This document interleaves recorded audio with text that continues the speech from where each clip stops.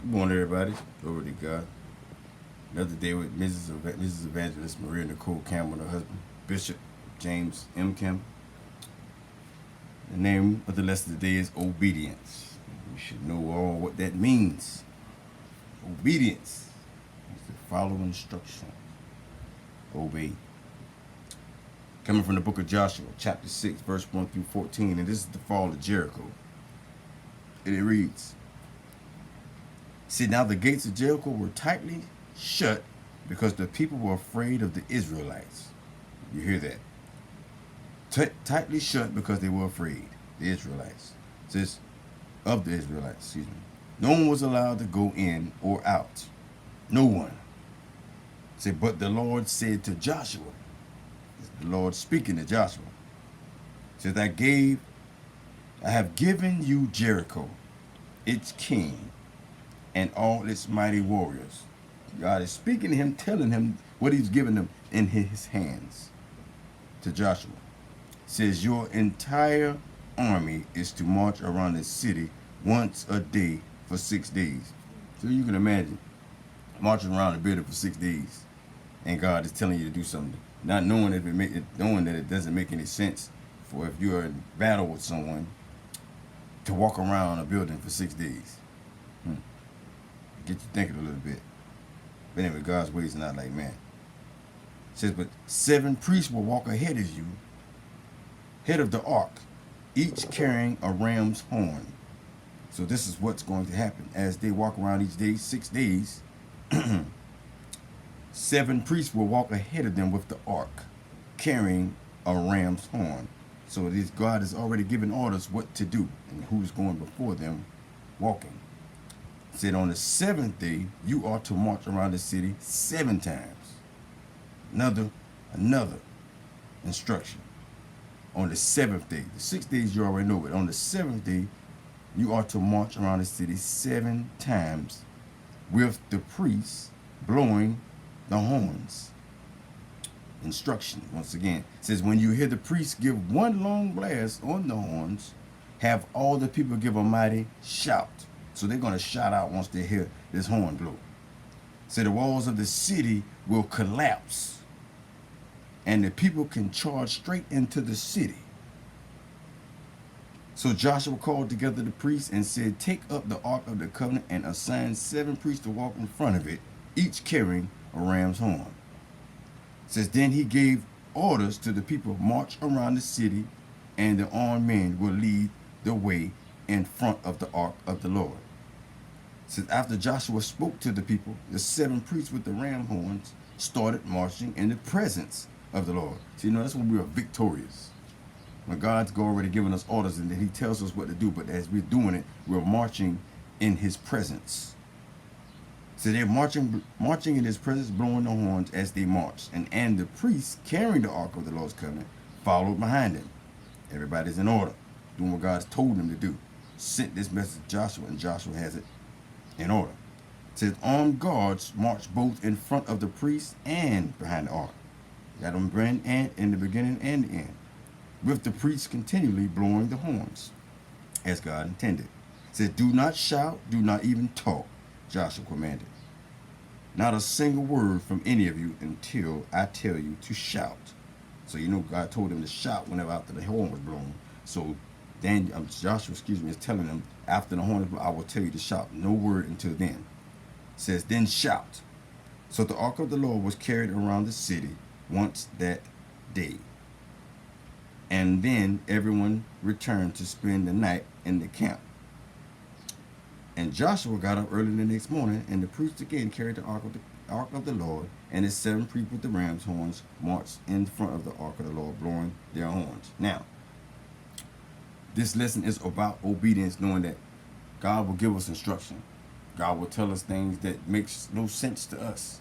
And see, that's why we struggle with faith today with God and when God gives us orders, because for one thing, when God speaks, God speaks.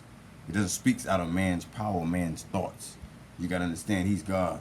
So he knows the beginning and the end. He knows that man is going to try to figure out and reason whatever he says is going to happen. So if Joshua was told to go have the people walk around this building this place for six days straight. You can imagine what's going on in their mind. They can't say anything until being told to shout or speak. But at the same time, to walk around there for 6 days knowing that we're going to be at war with these people. But at the same time, we're going to be walking around this place for 6 days. Now, it don't make no sense. But at the same time, to God, all things make sense. And see, they didn't know that while they were doing that, they was in the presence of the Lord, and God was showing them favor. So he had to do something to get those attention. And God does that like that with us. See, he'll send us on a mission and tell us to do this and do that. But at the same time, he's giving us orders to do so that way he can keep ourselves busy. But he's going to be working behind the scenes. So in order for the building to collapse and fall, he had to also give them orders to do and get their attention, because if not, their minds would have been on the people themselves and in fear. So, but when Joshua spoke and did what God told him to do, he had to give them orders, particularly what needed to be done and how they're going to do it, so that way in his presence, their victory is already theirs. So, the attack that they had, the Israel was ready to attack, but God told them to wait. Why? Because God required his people to do something that on the surface seemed foolish, and that's to walking around the place for 6 days. 6 days, not knowing what God's plan was. God already told Joshua what would happen, but they didn't know, so they had to follow their lead. Child of God. Say, but they were commanded to march around the city day after day. Commanded. Didn't seem reasonable to the mind, but God's ways are not like man. It says the Israelites obeyed God and persisted in their faith, trusting God, not fully understanding how God will destroy the walls of Jericho. And God does that with us. He'll tell us something. He's going to bless us more than one way. We're looking at a long way. Maybe through our job, maybe from this, maybe from that. But God got more ways than one to bless us in any which way, and also bring victory in front of our enemies' eyes. And God's ways are not like man. So we struggle with this today, but when God tells us to do something, our faith in God is not on what we see, it's on what we don't see, but what God has told us, and believing in his word. And see, that's why faith itself moves God. And faith is also action. So God tells them to do this, then they do it, not seeing the purpose of knowing what's going on, but at the same time, God has given them a specific order to go by and do, so that way he can manifest himself to them. It was going to be him making the walls fall, not them. They were just going to be doing something that seemed not reasonable to them, but reasonable to man to walk around the building, while the other ones are looking at them walking around the place, not knowing that God is going to use those walls, make those walls fall down in the midst of them walking around. So they're thinking they're going to do something, but really God is going to be the one doing it. And that's what God does. He fights all our battles for us. So when seemingly the unbreakable barriers along the road, God makes those barriers crumble down. And in life, we put barriers up, and we need God to tear them down. So our faith can only move but so far. So we put barriers up where our mind can only go but so far. God got to break those walls down so that way we can be, our faith can be expanded further than what it is. And some of our faith is stagnant, and we want things from God, and we ask God for things, but we don't like. Faith is action itself, and we're supposed to put that to work. So obedience is better than sacrifice. We can sacrifice all we want, but obedience is the key. We showing God that we trust him, we have faith in him, we believe him, we love him, we trust all his ways, even if they don't seem reasonable. So if God tells you to do something to end the worlds of man on this earth seem unreasonable, then do it. Because that's the way God is going to show you that he is in control of all things. So if God tells you to do something, the man's eyes, I'm not going to do that. That's crazy. But God will tell you to do it just so he can show that. Just as he did with Abraham, sacrificing his son. And he showed him, just because the faith he had to sacrifice his son, God put a ram in the place of his son just by his faith. And God does the same thing with us. He tests us so that way our faith can be extended. So if God tested Abraham to be the forefather and to have faith as he had to trust God of sacrificing his own son, being obedient to sacrifice his own son. Isn't that not unreasonable? To take your son and put him someplace and get ready to put a knife to your son. Think about it. That is unreasonable to man. But God told him to do it and for him to trust him. And by him doing that, God manifested himself to him. He applied a ram in the place of his son. So therefore, you trust God in all the things, in all ways, God's ways. They are totally different from man. So God will have you doing those things that seem unreasonable to your mind.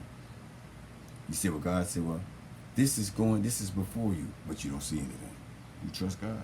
Make yourself trust God. Because in the end, you will not be shameful, and God will not let you look stupid. Trust me. I know it won't. 16 years in the ministry, there's been all kind of challenges, and I trust God in every which way. Even if they don't seem unreasonable, your faith got to be extended somewhere or another, and it's going to be through obedience. So when we're allowing God to use us, we become victorious. But we need to do things His way, even if we don't always understand why. And this is the lesson on obedience. Mrs. Evangelist Maria Nicole Campbell and I, Bishop James M. Campbell, we love you. God bless you and have a blessed day. In Jesus' name.